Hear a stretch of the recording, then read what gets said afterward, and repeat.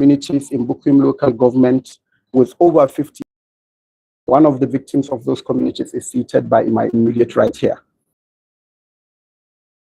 In Zurmi local government, a levy to be paid in gold is by the bandits. Unfortunately, despite all government's response has been grossly inadequate, characterized by a lack of genuine commitment and consistent effort to address the crisis.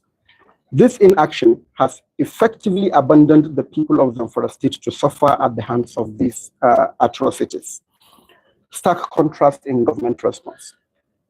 The disparity in the government's response to similar crises in other states is very striking. While states like Benue, Plateau, and Borno have received prompt attention and support from the presidency, Zamfara state has been conspicuously ignored. The absence of meaningful support, condemnation, and recognition from the federal government underscores the vulnerability of Zamfara citizens. It raises serious questions about the government's priorities and commitment to protecting its citizens. Unacceptable silence. This lack of attention and action has severe consequences. It emboldens the perpetrators of these atrocities while leaving the people of Zamfara state feeling abandoned, forgotten, and without recourse. The government's silence is not just a passive oversight. It is an active contributor to the ongoing suffering and insecurity in Zamfara state. It is imperative that the federal government takes immediate and decisive action to address this crisis and ensure the safety and security of its citizens. The cycle has also observed the swift response by the presidency to the recent flooding in Adamawa and the boat mishap in Niger State, which occurred on the same day as the Banga incident. Once again, Zamfara was overlooked, almost as if we are not part of Nigeria. The cycle wants to state unequivocally that President Bola Tinubu, by his action or inaction, has abandoned the good people of Zamfara state, despite the contribution the state gave him during the 2023 general elections, as one of the only two states won by his party in the northwestern region with over 298,000 votes. The people of Zamfara are beginning to question whether they have become third-class citizens in their own country.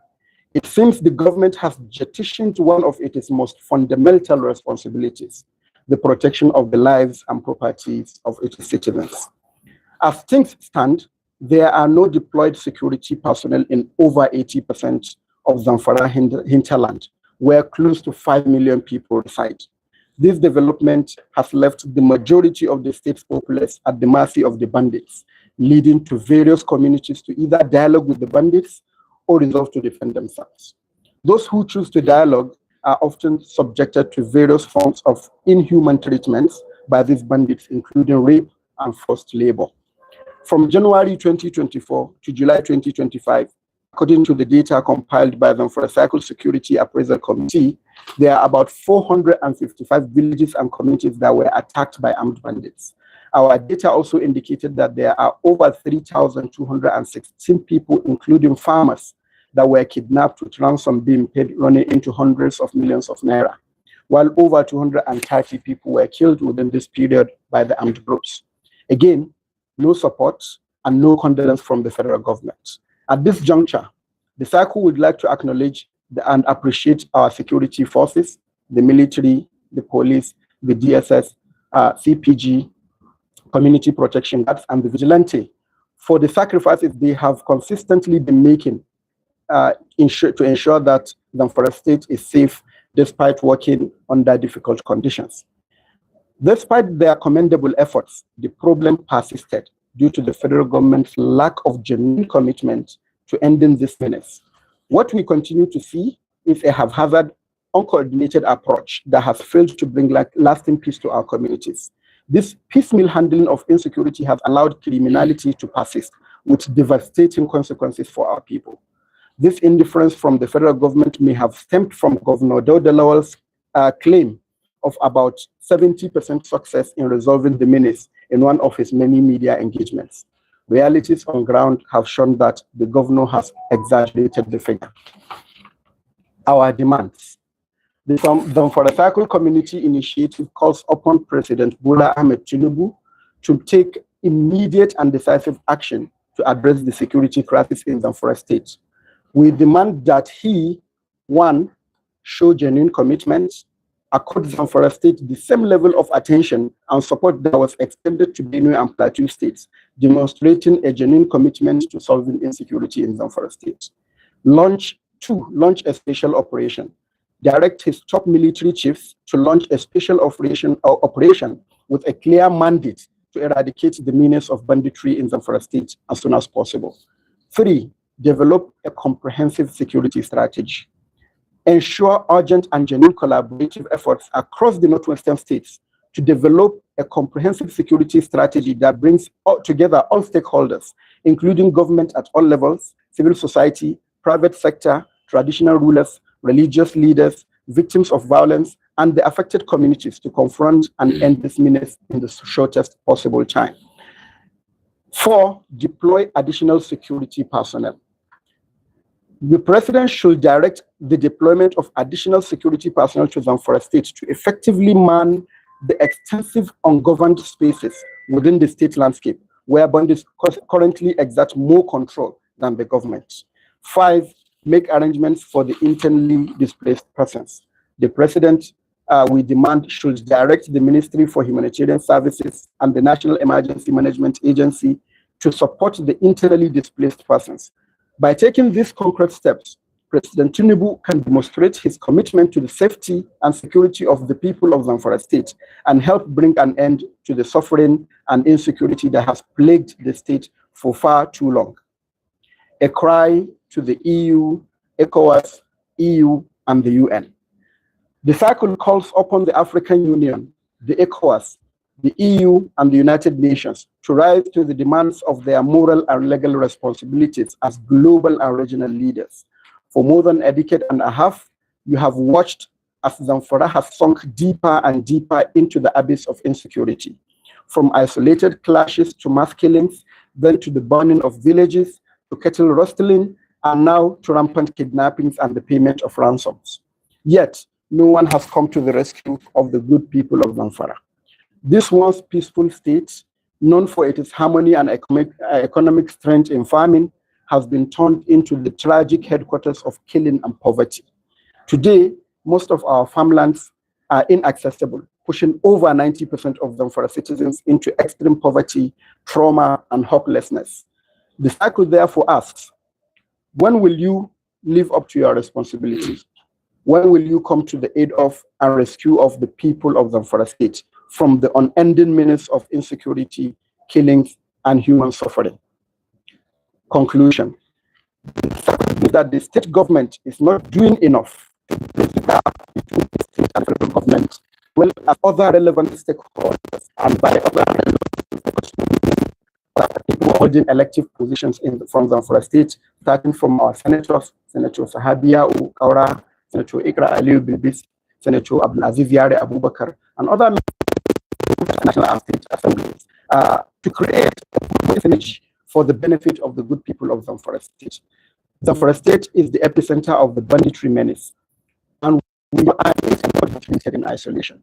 A chain is only as strong as its weakest link, and Zamfara is the weakest link in Nigeria in terms of banditry.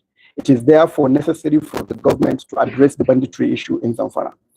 This press conference is the first step in Zamfara Cycle's efforts to organize a security summit and bring together various stakeholders to discuss the current situation and chart a sustainable way forward for the state and its people. Thank you very much. Anything else? Yeah? Okay. Yeah. Thank you. Okay. Okay. I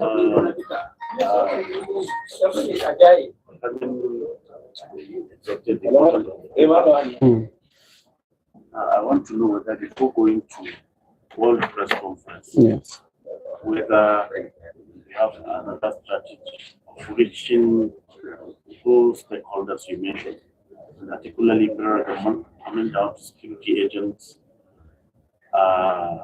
government, state governments, and the lawmakers you just mentioned.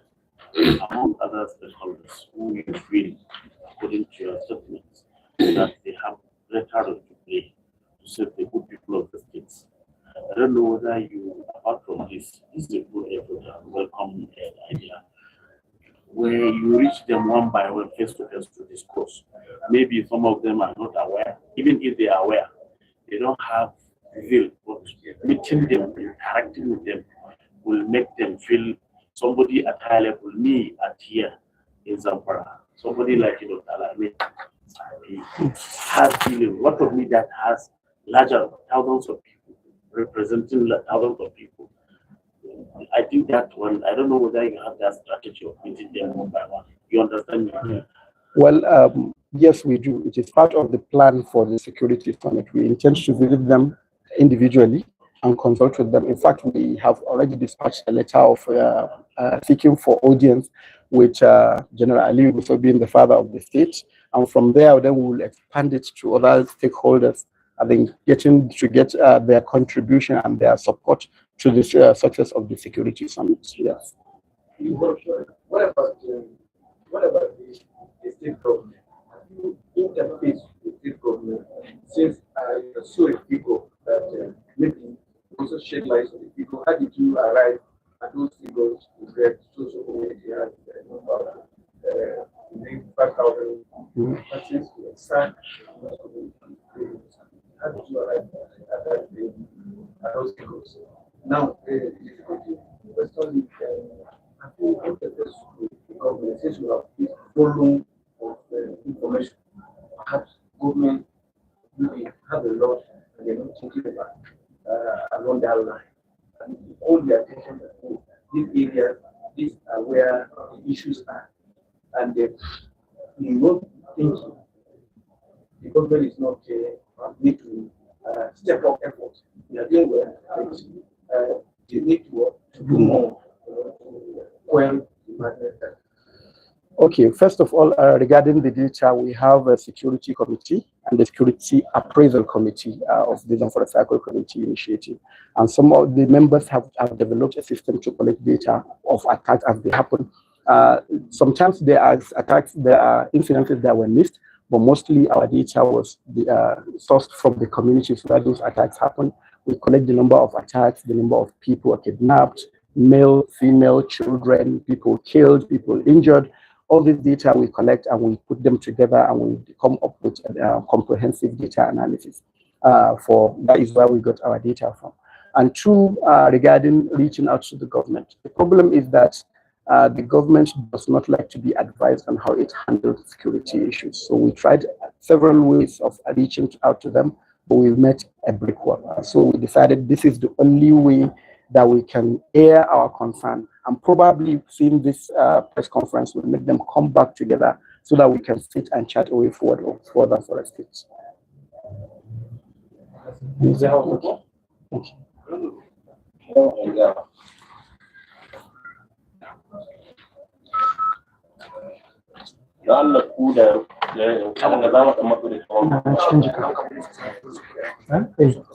cikin jika ya bari mu ƙara hausa sai na hito ya an sa tambayoyin da